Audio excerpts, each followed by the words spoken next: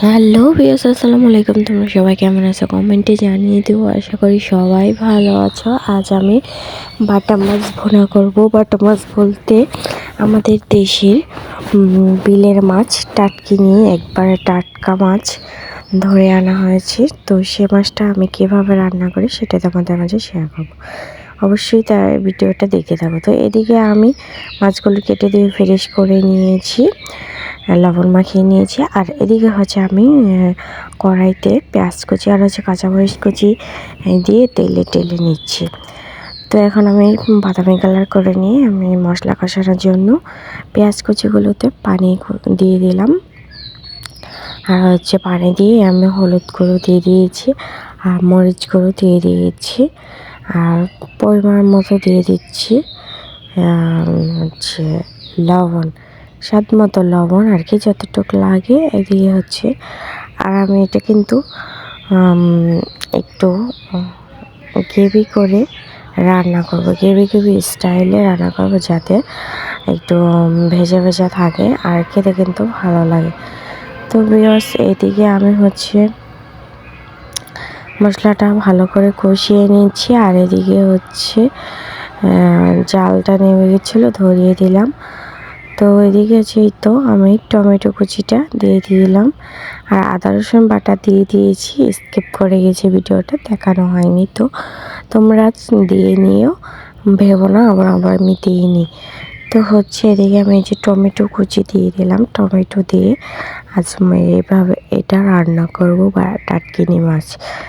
তো এদিকে আগুনের জালটা কি পরিমাণ চলছে দেখতে পাচ্ছ ভিউয়ার্স।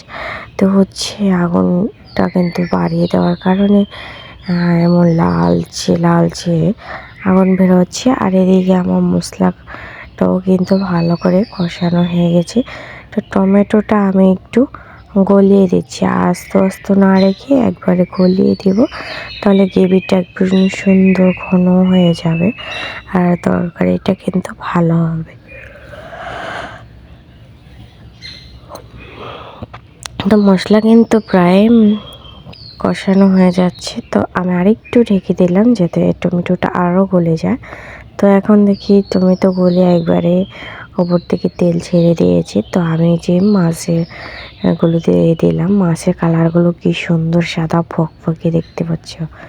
তো এটা ধুয়ে আমি এরকম ফকফকে করেছি। তো মাছ কিন্তু অনেকে আছে গরম পানি দিয়ে না ধুয়ে রান্না করে।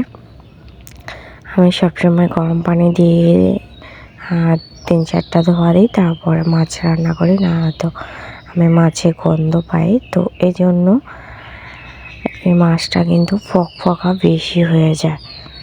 তো এদিকে মাছটা কষানো হয়ে গেছে।